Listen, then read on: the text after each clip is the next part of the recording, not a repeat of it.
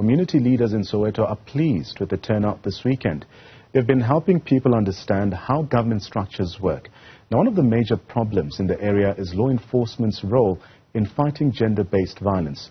Newzroom Afrika's Nqobile Madlala is there and speaking to residents. Nqobile, what challenges or even successes have you observed on this last day of registration there?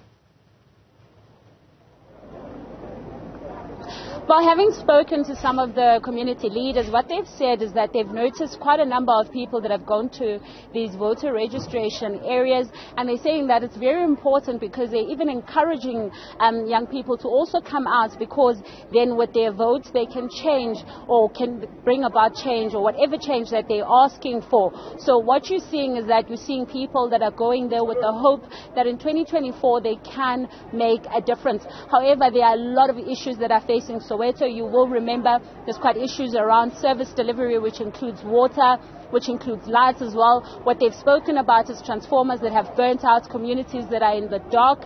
But now what we're hearing as well is that there's some issues with regards to GBV, and that's where you find me today, where I'm speaking now to some of those leaders that are part of Imbizo, where they're speaking to men about the issues in the area and at large. And I want to bring in now Act Now to speak to us about this. And I mean, I know that you've brought in quite a lot of men to speak to these issues, but perhaps Soweto as a community, what sort of assistance does it need from government to be able to fight the scourge? Well, first of all, let's start with our street lights. We need our street lights to be on all the time at night so that women can walk freely and safe at night. We need more policing. We need more wardens on the streets. And we also need government to take part in these programs, because for us it changes the mindset of a lot of men. It changes the mindset of women too, because we cannot always point fingers at men only. And the more government is visible, the more we can, reshape our policing, our forums, the more we can reshape programs that uplift our communities, the more we can rid of poverty, rid of crime, rid of substance abuse. We do need government to play an important role in these programs that we set up, and it's key for them to be here and visible. And I mean, Edward, as people register at this point, how does that assist in also looking into those issues that you have highlighted? We're literally getting South Africans to stand up and to make the right decision and vote for the right party that's going to govern this country. This country needs to be reshaped. It needs to be cleaned up. There are a lot of challenges that our people are faced with. I mean, poverty, education is one of those, youth unemployment. We really need to fix the challenges that we're faced with. For Soweto to be powerful and for Soweto to have an economy that's rising on its own, we need to vote, we need to go there and choose the right leaders to lead this country towards the direction that we wanted to go to. Thank you very much, Edward. I want to bring back now, I mean, you have been known to be some of those people that have been outspoken, especially on social media. And we know that in social media you find quite a lot of young people. And perhaps a lot of young people have been asked at this point and encouraged to come and register, because, like Edward is saying, that the voting could reshape where you are. What's your take on this? No, Sis Nqobile, ngiyabonga, man. Young people feel despondent because the people that are in parliament don't represent them, don't look like them. But at the same time, you have to throw the gauntlet back to them to say, but you guys are not being active as citizens. So the bigger cry outside of just registering to vote, which is very important, young people need to see where they're spending their money, because some of them are spending money with old people and then they wonder why old people are in power. Young people need to start businesses for themselves, and they need to work for each other in the small businesses. So when young people complain, you almost need to put up a mirror and say, but have you registered to vote? Are you going to vote? Where are you spending your money? And are you actively involved in the governance of this country? Are you closing the potholes? Are you fixing the streetlights? Are you involved in community programs? Do you have WhatsApp groups that are not just sharing music and sharing the latest podcast, but actually sharing the problems that we have and trying to come up with solutions? So for me, the biggest thing is to ask each other, youth, to get more involved so that we can see them representing the issues that they complain about. And I mean, when we talk about those issues, and of course, if you look at Soweto, there's quite a lot of issues with regards to service delivery. What's your take on this, and how has it affected this community in terms of crime? Yeah, Soweto is probably the most famous township on the planet. And it also, with that comes the pressure of being a beacon of hope for so many other townships in South Africa. And particularly, we speak about the Cape Flats a lot. We have to speak about Durban, but all the other non-popular townships, a lot of them look to Soweto. Soweto and the leaders there need to rise up and speak on behalf of townships and say, guys, we are trying to solve these problems ourselves. Whether they're setting up political parties, whether they're setting up NGOs, whether they're hosting men's imbizos like the ones that we're having today, so that other smaller communities can say, Soweto as our leader has done these things, so we are going to solve them as well.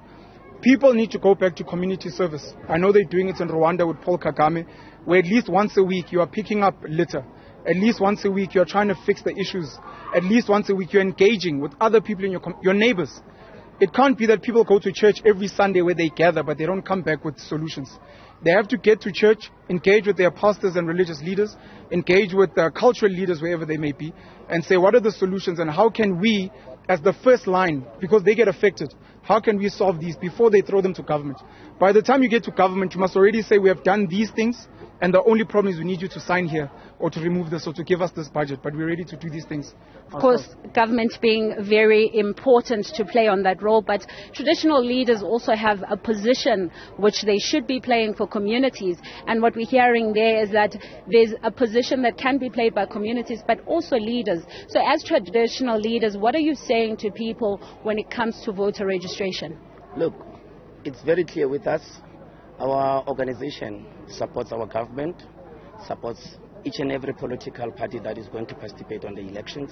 And we have encouraged as traditional leaders that young people must go and register. We want to see our government changing. It doesn't start with that. It starts with us voting for the right party.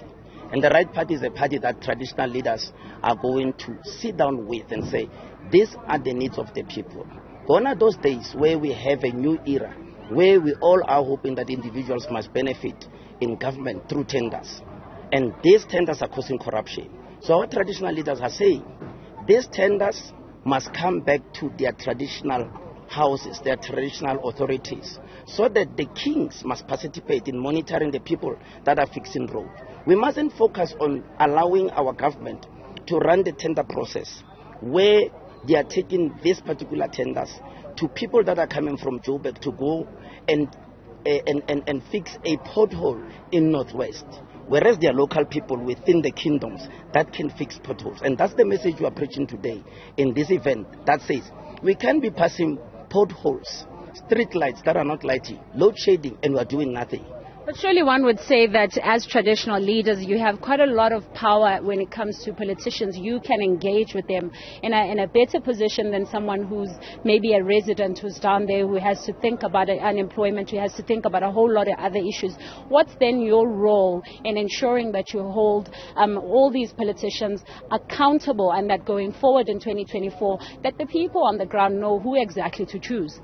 Look, going back to the history of South Africa, traditional leaders, the churches, are the major voters that made us to have this kind of government. And we have corrected the measures to say, traditional leaders, we all depended on deploying our politicians to go and stand there without our guidance, without our blessings, without our prayers. Now we want to blame them in the future when they make mistakes. And we are saying we're going to correct it. And how we're going to correct it is that traditional leaders never had an organization such as SCA, which says, let us hear your problems. Let us go and see all political parties and say to them, enough is enough with political parties being voted here on the ground with our votes. And they get in parliament and make arguments, waste time, and have conflict, swear at each other. It's time for traditional leaders to say, now we are going to hold government accountable from today. We want to get a vote. Thank you. All right, thank you very much for speaking to us. I want to bring in someone else who's just joined now. And I mean, we understand that you're also in the business sector. And perhaps that is one sector that young people want to get in. What sort of things that could help young people that government can introduce to help young people to get into business with this high unemployment rate? Thank you so much, Nqobile. I'm Tami Hlatwayo, and I'm the representative of SCUL. We represent the youth brand of SCUL, Sovereign Congress of African Leaders. I think that our kids need the advanced tools like artificial intelligence, robotics, Web3. We need to understand where the world is going. Kids at the age of 9 are starting businesses. Why aren't kids here in South Africa starting businesses? We need to understand what is our socio-economic problems and then create solutions for those little problems. For an example, we partnered up with Dignity Act Now and Sovereign Congress partnered up with Dignity. It's a lady who created her own sanitary towel. But not just creating her own sanitary towel, she's gone deeper in understanding what are the things that are causing pain for women, cancers and wombs being taken out. And she's created a pad that is preventing those things and, even preventing period pain. So it's up to us as young people to understand those little dynamics that can help and advance young people in terms of creating solution-based companies. Thank you very much for speaking to us. So, solutions, that's what the leaders are saying. They need solutions, and as well as saying that the people that are going to vote, they need to vote wisely, and this is why it's important for voter registration to go ahead and for people to go and register.